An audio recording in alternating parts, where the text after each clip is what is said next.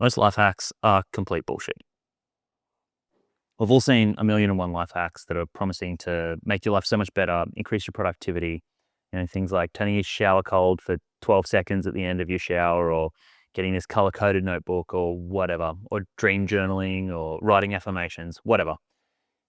Some of them are good, some of them are rubbish, and some people find a lot of value out of different things. But today I'm going to give you my 50 best life hacks that I've found over time to genuinely help me with productivity, whether that's achievements through work, through my career, through studying, getting my master's degree, or building a large property portfolio. Here are some things that I found actually genuinely helped and really moved the needle. Number one, look at everything through the lens of habits. Instead of looking at things through a lens of motivation, or, I don't feel like it, or I can't do this, or I can't do that, I'm no good at this, I'm no good at that.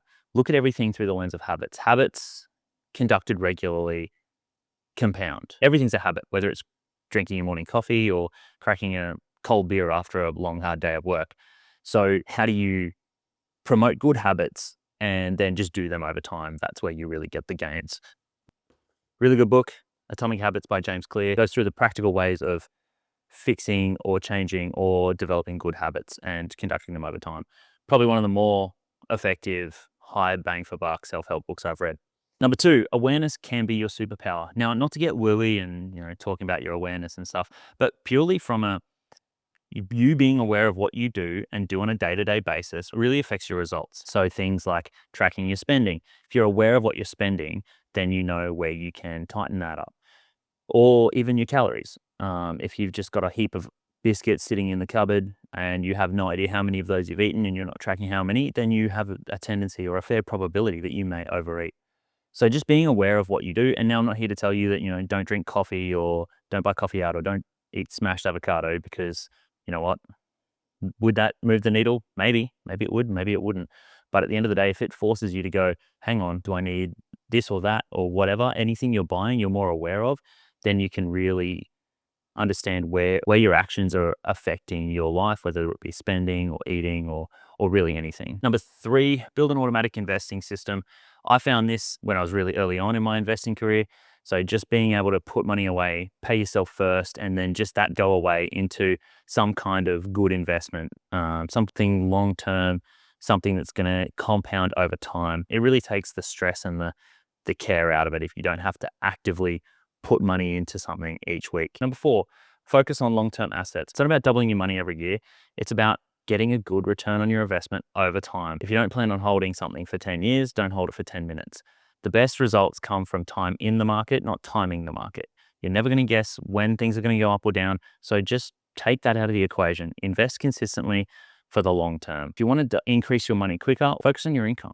Increase the rate at which you put money into those good investments. Don't try and milk those investments for all they're worth so that you can double your money every single day. Five, learn basic tax. Not saying you have to become an accountant, just learn some basics so that you know the kind of general things that are going to affect your income or how things are going to go. That way, when you're tracking your ins and outs, you know how much tax you're liable for. Also, if you're not tracking this, I've known people to and then go 3 or 4 years and then have to owe a lot of money backdated 3 or 4 years because they didn't even file a tax return. They didn't even know how. So hey, pay an accountant, just do your tax, learn the basics. Number six, watch out for lifestyle creep. Lifestyle creep catches out all kinds of people, including especially highly educated, intelligent people. The big way I see this happening is through housing. You buy what you can afford and you maximize what you can afford to buy. Hey, I'm even a little bit guilty of this, but it's all about making sure that you don't overdo it. You don't stretch yourself so far to the point that you've got the big house, the big car. Realistically, there's no amount of income that you can't outspend. Seven, avoid hype investments. If you see it on TikTok, it's too late. If you're reading The Motley Fool or whatever and you're trying to pick individual stocks, 97% of day traders lose money. It's just not a viable strategy. Also, don't chase the hype. Don't go chasing the meme stocks or the shit coins or whatever. Look, sometimes you can get lucky and make money, but most of the time it's just a total waste.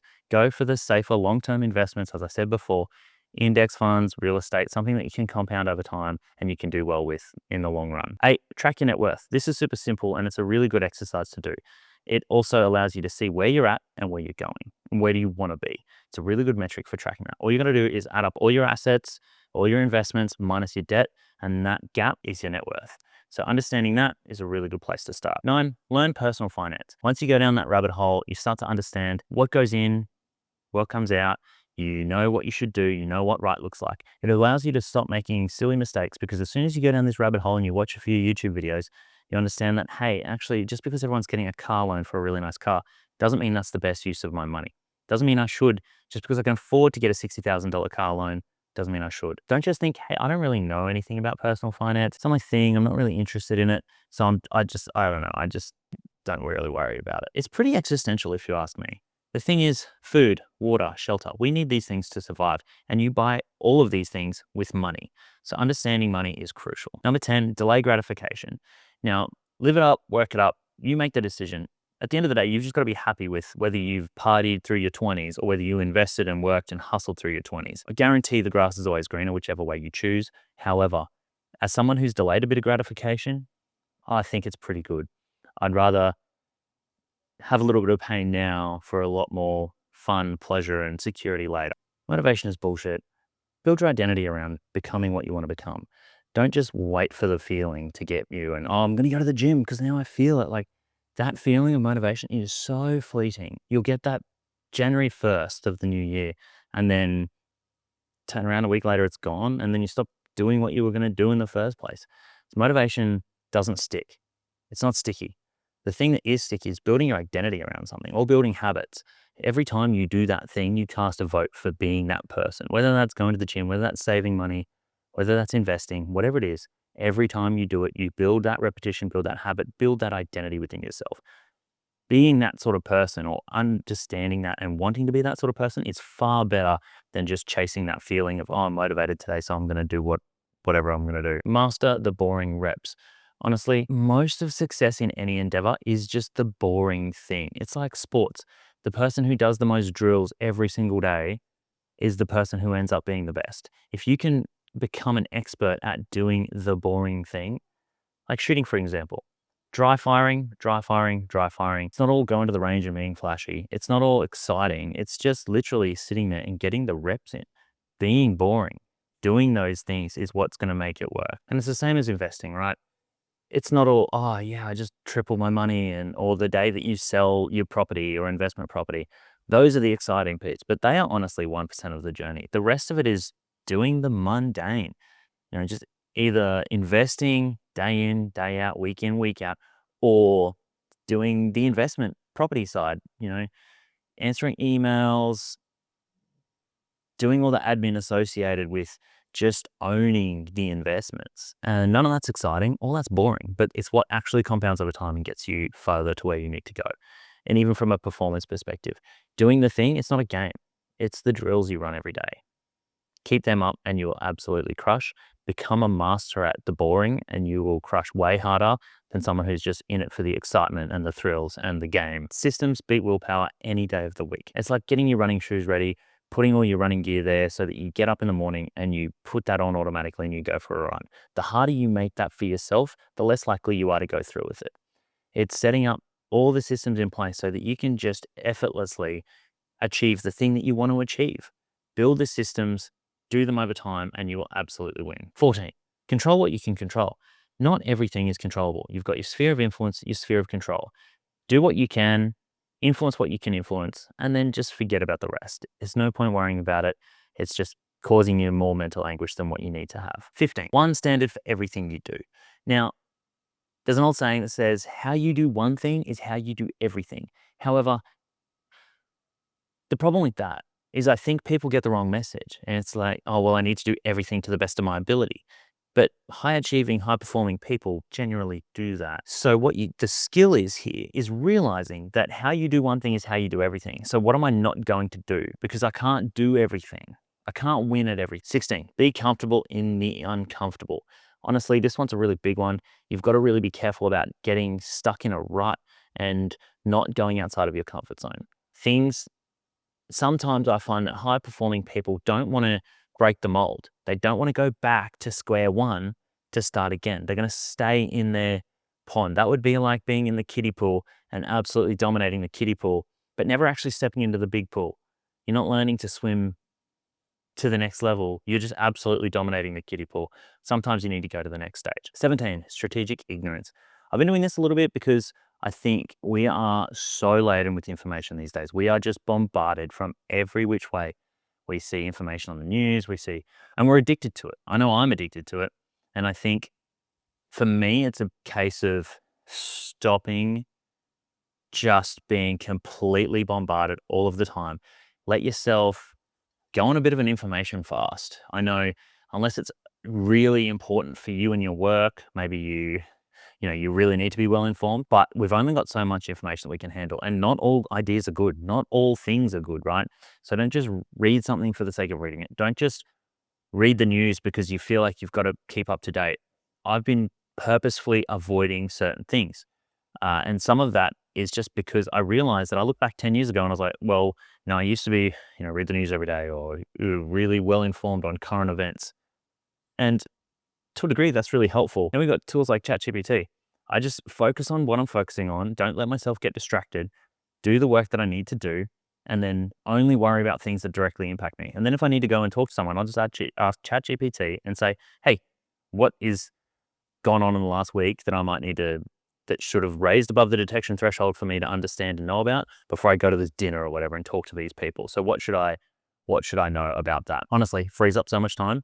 Give it a go. 18, Parkinson's law. Parkinson's law is a really, really good one.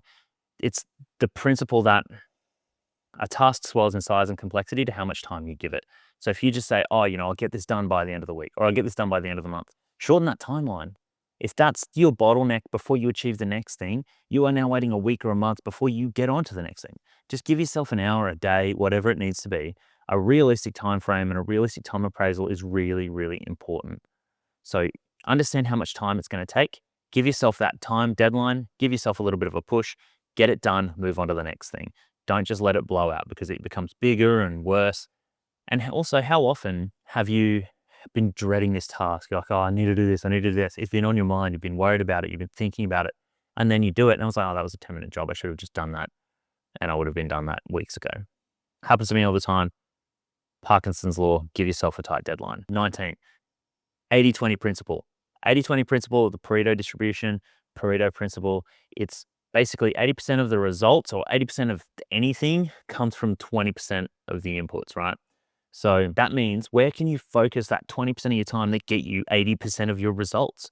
You don't need to focus on all of these things because there's a lot of things that are urgent and they come up and they're stressful and they make you do things. And I'm talking about things like emails here. Oh, I should reply to this. I should reply to that. I'm not saying don't reply to your emails, just saying that there's certain things that you are wasting a lot of time on that actually don't deliver you any results. So focus on the 20% that deliver 80% of your results, and you will be far more effective and efficient. 20, eliminate should. Should is absolute killer. It is a psychological torture device that we've just given ourselves. So you're sitting here like, oh, I should go to the gym. I should do this. What that does is it tells your brain, hey, I'm not doing something that I should be doing, and therefore I am failing at this. It's just psychologically draining and it's torturous. Try eliminating it altogether. Notice it. Be aware of it. Anytime like, oh, I should do this, think, but I'm not doing this. Either answer it truthfully, like give yourself a truthful appraisal of the situation. I have not been going to the gym enough. I need to go more. I have not been investing enough money. I have not been saving enough money. I need to do more. Not thinking I should do this. I should do that. I should be better. I should be whatever. Just get rid of it. Change it with, I will go to the gym more. I will do this, or I can do this, or I haven't been doing this and I need to do this to achieve X. It becomes a bit more of a useful framework, and it allows you to not just torture yourself mentally over things that you're not doing. Now, at the risk of getting out over my skis here and talking about fitness content, I've been training, hitting the gym probably for 20 years. And hey, I'm not exactly a shredded Adonis 99% of the year, but I have learned a thing or two over my time of trying to stay fit and healthy for over a long period of time. So hack 21, lift weights 3 to 4 times a week. Even just lifting weights a couple of times a week has massive, massive return on investment for your body. It helps you build and retain muscle as you age, which is really good. It's just better for your metabolism. They're finding that all these benefits for your brain as you get older, and you'll have less signs of dementia and Alzheimer's and all this sort of stuff. So it's just such a high ROI activity, and just you should absolutely do it. Prioritize it, make time for it. 22, walk more. I see a lot of people just absolutely burning down the gym with these really Instagrammable workouts like tire flips and sledgehammer pull throws and all this stuff that's really designed to burn a lot of calories in such a short amount of time, which is great. They're awesome functional movements for sure. But at the end of the day, even just getting some extra steps in is going to be drastically beneficial to your health. Get more steps, 8 to 12,000 a day is elite, and you'll burn more calories. It's good for you. It's good for your mental health. Just walk more. 23, prioritize protein. Honestly, I don't think most people get enough unless you are into fitness and into bodybuilding and all that sort of stuff. You just generally don't eat enough protein. Nobody does. Aim for, you can do the whole 2 grams of protein per kilogram of body weight per day, and you can go down that. Or look, I just aim for roughly 180 to 200 grams of protein every single day. You get that, you're winning. It means you're less hungry. It means you're less snacky on garbage foods. It's just a way better way to go. Get protein shakes. Otherwise, it's incredibly hard to do. You're eating like 50 tins of tuna. Not 50, but you know what I mean. 24, sleep. Prioritize sleep. We need it. Really good book, Why We Sleep. Just, it makes a massive difference to your overall mental and physical health. It's one of the big pillars of your health, so just make sure you do it. There's a lot of tactics you could go into, and it'll be here for a long time, but things like blacking out your room or wearing an eye mask, leaving your phone outside of your room, not really having any time-telling devices. Things like if you are struggling to sleep, don't just lay in bed staring at the ceiling, giving yourself pressure on why you should be sleeping. Just, there's a lot of things to do. If you struggle to sleep, make it a priority to find some things that actually work for you. It definitely makes a huge difference. 25, reduce alcohol. This is like a no-brainer, but everybody knows these days that alcohol is not great. I think as a society, we're kind of learning this, but at the end of the day, hey, we're all social beings, and if you are absolutely some monk and you never drink alcohol, great, good for you, absolutely. Something I'm trying to work on is just drinking less in general. It's just way better for your mental and physical well-being. 26, morning sunlight. I definitely think this makes a difference. I know it sort of got wrapped up in this whole like, oh yeah, ice baths, morning sunlight, and the whole thing. And I know Huberman got a lot of crap about it, but like, it does seem to actually make a genuine difference to your sleep patterns, to your mental health, to your mood, all of these things. It's really good. 27, morning hydration. Great way to start the day. Just get up and drink a bunch of water, add a bit of salts or electrolyte. 28, mobility for 5 minutes a day. Even just doing 5 minutes worth of stretches and mobility really increases your flexibility, but also your injury resistance and your recovery. Honestly, I think it's really good. One of those things that I probably don't do enough of, even admittedly, but I know that I should do it. And it's one thing that I want to get back to more of. But using a Theragun, getting down on the floor and doing some stretches, mobility stuff, excellent. 29, keep showing up. This is where it comes back into the habits thing. You've just got to keep on going. Like, even if you take some time off, you fall off the wagon, that's fine. Don't beat yourself up about it. Just go back. Don't be like, oh, well, some people have this all or nothing mentality, and I see it a lot. And it's like, well, okay, I had one cream biscuit. My diet's ruined. I may as well just have ice cream and absolutely blow it. No, like, false. Not true. Just because you miss one day doesn't mean you shouldn't go back the next day. Just because you had one bad thing doesn't mean you should compound that decision by having another 10 bad things. So just keep showing up, keep going. And if you fall off the wagon, that's fine. Give yourself a break. Sometimes shit happens. We're all human. Just get back to it. 30, track calories. Super important. Almost no one does it because I think a lot of people just have that really high expectation. Oh, it's so weird and onerous. And you have to sit there, and it's super easy. Get a calorie tracker like MyFitnessPal or something like that. And then it also comes back to that awareness piece. What you measure gets improved. It helps with your awareness. That way you now understand where the calories come from, how much each food has. So when you can't do it, you're at least a little bit more aware of it. So even if you do it for a week and then stop because it's too busy or whatever, at least you've done it and you have an increased level of awareness of what things actually contain and how many calories, how many, carbs, proteins, and fats are in each thing. Just such a win. Section 4, productivity. I'm fighting the urge just to say, do the work, get it done, because a lot of the time I find productivity hacks to be not that effective, because a lot of the time I think you spend a lot of time getting into the mood to be productive when you could have just started doing the work. Here are 10 hacks that I actually find move the needle and help me achieve more in a day. 31, prioritize. I know you're going to say, oh, duh, but realistically, if you could only do one thing for this day, for this time block, whatever you've allocated the time as your productivity time, if you could only do one thing, what would actually move the needle? Do that first. And if you only got one thing done, make that be it. Don't get lost in the noise of all the other things you're supposed to do. 32, time block your days. Just set aside that time. If you're just waiting for time to become available for you to go and do the things that you're supposed to do, you'll never do them. Just say, from this time to this time is my productivity time, or is what I'm going to do. It's my work time. Make that sacred and just achieve what you need to achieve in that time. Identifying bottlenecks and workflow. This is a really good one. This is why I think you need to have your space set up for optimum work. Now, not always necessary, but it makes a big difference. I know for me, I like having my desk set up a certain way. I like being able to come in, sit down, turn my computer on, and get to work. I like having my screen set up. I don't like having to change anything or have to set things up. Think about it. If you had to go to your cupboard and go to the back of your hoodie drawer or whatever to get your laptop out to start work, it's going to be a lot harder, a mental task to get yourself to the point where you're going to do that. So just have everything set up, ready to go. You can step into it and go. 34, remove distractions from your environment. I've started leaving my phone outside my office when I want to do work, when I want to get stuff done, and just even like leaving my watch off so I don't get the notifications. Obviously, sometimes you need to be responsive to certain things, but if you can block out that time and be completely distraction free, great, do it. Even if you have your watch that'll get notifications, then you can screen for the things that you actually need to be there for. The rest of it, you're like, well, I can't respond to that guy right now, so I'm just going to leave it. So leaving your phone outside is a good one. There's lots of different ways, but realistically, identify where your distractions are or where you're losing that time and then just get rid of it. 35, single task. Don't try and multitask. It's not a thing. People try and multitask all the time, but what really multitasking is just rapid task switching.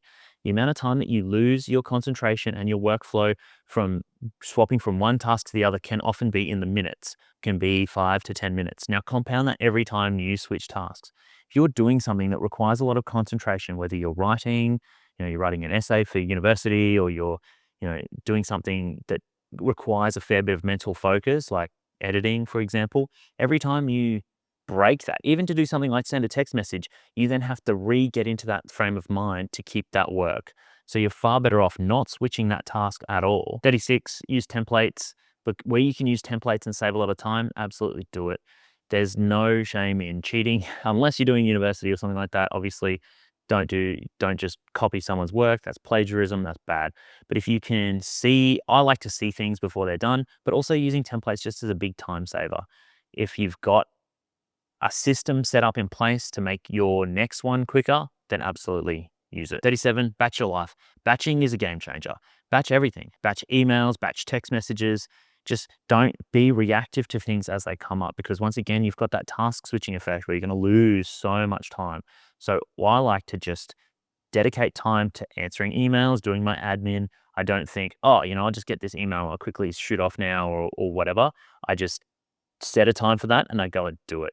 Batch everything. Batch your worry time. If you're worried, if you're high in anxiety or worried about something, just set a scheduled time to be like, all right, look, I can't worry about that right now because I'm busy with my family. I've got all this other stuff and it's not optimal for me to sit here and worry about the future.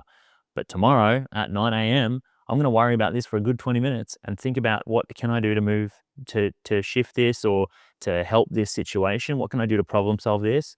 Because right now I can't focus on it and I can't worry about it because it's affecting my life.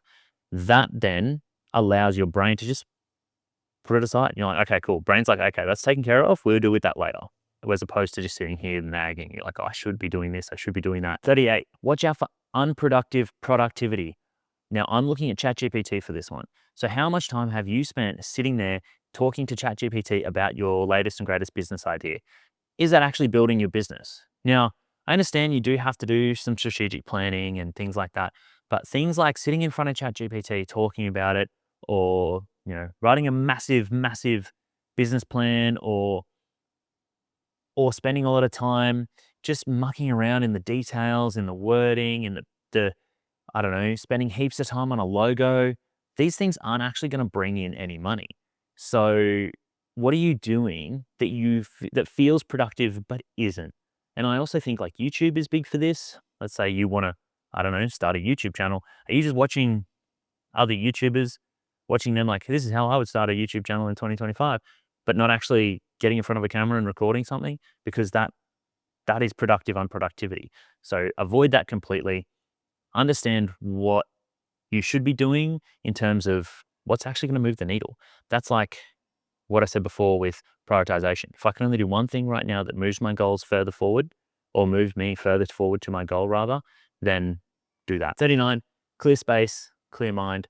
Having cluttered and messy environments, it just increases your anxiety. It just doesn't feel good, and it doesn't harbor a good work environment. So stay tidy, stay on top of it, but also kind of weigh that up against like how much time I'm going to spend clearing up the kitchen before I can allow myself to get to work versus can I just get to work? I'm definitely guilty of this. Something that's a room for my own personal growth and improvement. And 40, don't overthink work. I used to get into this stage where I was like, I'm doing an ice bath before I start doing my uni assignments and all of this stuff. And in the end of the day, that just took me like an hour and a half before I started work. I could have just got into it and then been an hour and a half ahead. Yes, you might feel a little bit better about doing the work, but at the end of the day, just do the work. Don't have this crazy productivity thing unless it's less than 5 minutes or 1 minute or 2 minutes. But realistically, that 5 to 10 minutes is the time that it takes you to get into the zone to work anyway. So just starting to do the work gets you into the mind frame to do the work. Just be aware of what you're doing. I was definitely guilty of that. I was like, oh, I'll go for a run, then I'll do an ice bath, and then I'll be ready and ripped, raring, ready to go and in a good mood to do all the work. When realistically, whilst those things are good to do, was that actually getting more done, or was that just me procrastinating with, you know, with some productive things? And number 5 or group 5, pillar 5, lifestyle optimization. This is just general life things that have come from being alive for what feels like a long time now. And hopefully they help you too. 41, what's your attention? Your attention is super important. How much time are you wasting on things that don't really matter? You know what I mean? How you can only care about what you care about. You can only care about so many things. And yes, it's good to care about other things and care about good, noble causes. But at the end of the day, it's a lot of mental energy. What mental energy are you spending thinking about things that are just not really going to be a thing for you? Now, everybody's got their thing and everybody will tell you, oh, you should care more about this. You should care more about the environment. You should care more about the, I don't know, poor animals, whatever. At the end of the day, you need to care about what you need to care about. And if that for you is that thing, then great. If that for you is your life's mission to, solve the environment crisis or, help all the animals, then at the end of the day, great, good for you. Everything else is the distraction to that, right? Whereas maybe for you, it's your family, spending time with your family. Maybe it's work. Maybe you need to work to provide for your family. Everything else then is a distraction. So just be aware of where your attention goes and work to make sure that that doesn't waste too much time or mental energy. 42, don't overthink your meals and eating. I think if you generally get into a rhythm of eating the same foods over and over again anyway, so get into a system with that, and that'll save you so much time and mental energy thinking about, oh, what are we having for dinner? If you can just pull something you've already meal prepped out, ready to go and eat that, then great. If not, then learn some simple, healthy meals that you can cook and then either batch them, meal prep them or whatever, or have a plan. If you like to cook each meal individually, then have a plan for what's already laid out so that you're not wasting time, mental energy thinking about what's next. 43, invest in your relationships. It's super important, obviously, because the people around you, well, you are the product, and I mean, we hear this so many times in the self-help world, but you are the product of the 5 people you spend your most time with, and making sure that you are hanging around the right people is important, but also there's an element of the grass is always greener on the other side, but the grass is also pretty green wherever you water it. So take care of the relationships you have and make sure that you are fostering those and not losing it. Because whilst we say, hustle and grind and everything else is a distraction, relationships are pretty important. So make sure you're spending time giving them the respect they deserve and the time that they need to flourish that relationship. 44, this one might get some angry comments at me, but don't get a pet. Yeah, they're great. I love pets. I love animals. And I've always had dogs, but they are so expensive. If you want to save money, if you want to get ahead, if you want to travel, don't get a pet. They lock you down to a place. They on average they cost about $5,000 a year. They're just a massive, massive waste of time and money. Not waste, but could you prioritize that? Also, that hour a day you spend walking them, it's great for your health, but also you could be probably doing something better like going to the gym, which would be better for your health. So I know that's a contradiction. I said walk more. Walking a dog is great exercise. Look, there's a lot of negatives to getting a dog, and pretending that there isn't doesn't actually do you any favors. So it's a decision you have to make for yourself. Is it the right thing for you? Is it the right thing for your life? Maybe. But at the end of the day, don't act like it doesn't cost a lot of money, doesn't cost a lot of time. So it depends on what you want out of life. 45, engineer your life with respect to where you live. Where you live is super important. It affects the food, the air, and the water quality. It affects your lifestyle. It affects your hobbies. It affects everything, right? Are you going to be more in shape if you lived above a gym or if you lived above a nightclub or a McDonald's, right? So those things make a difference. So if you can, and you are privileged enough to be able to choose and be mobile where you want to live, it's something worth really considering as to what is going to be best for your life. Or if you want to be in a certain industry, some places are better for that than others. Maybe if you really want a goal or a life ambition, move to somewhere that's going to help you achieve that life ambition. 46, choose hobbies that compound. Now, hobbies make you happy, great. I know people are going to be like, hey man, you're allowed to have hobbies. And that's true. You can do something just purely for the enjoyment of it. You don't need to get a financial or skills benefit out of it. But I find that it is good to have complementary hobbies so that something you spend a lot of time that you enjoy doing actually does help you with your work or your life or whatever goals you may have. Or with your relationships, have hobbies that, can improve your relationships, not be a detractor to them. Having said that, your hobbies can also just be your hobbies. Do something you enjoy, but it can be a bit of a life hack to improve your other areas of your life. 47, travel is great, but you don't need it to find yourself. I find there's a massive idea that travel, you always hear it, travel's the only thing you spend money on that makes you richer. False. It makes you poorer. I mean, sometimes you've got to ask yourself, what are you really getting out of this travel? Are you really finding yourself? Are you getting spiritual and emotional growth, or are you just getting drunk in a bunch of different countries? So, look, as someone that's traveled a lot, I may be coming as from a position of travel privilege, and I've done a lot of travel, so I can say it doesn't matter. But genuinely, I think it's overemphasized for a lot of people. But hey, if it's your life goal, it's your life goal. Go do it. I think you got to do what you want to do in this life. Look, travel's great, but at the end of the day, if you're not happy with yourself, you might not be happy when you're traveling. Maybe you need a change of scene. I don't know. It can be great, but don't let it dominate your life and don't expect more from it than what I think it deserves. 48, be grateful. Gratefulness is one of those things that I think, can seem a little wooey, but it generally helps your mental health and your happiness because you know what you've got and you appreciate what you've got. And you're not just thinking about, well, what do I need? I need this, I need that. It allows you to be happier and brings more awareness to what you do have rather than what you don't have. 49, meditate. I think meditation is a really good tool. It helps me with focus. It helps me with clarity. It helps me being more able to respond to things rather than react. I can decide whether or not I want to react in a certain way. Sometimes I'll notice something that makes me feel angry or whatever. And do I then react? Do I need to react? Do I not need to react? It makes me more aware.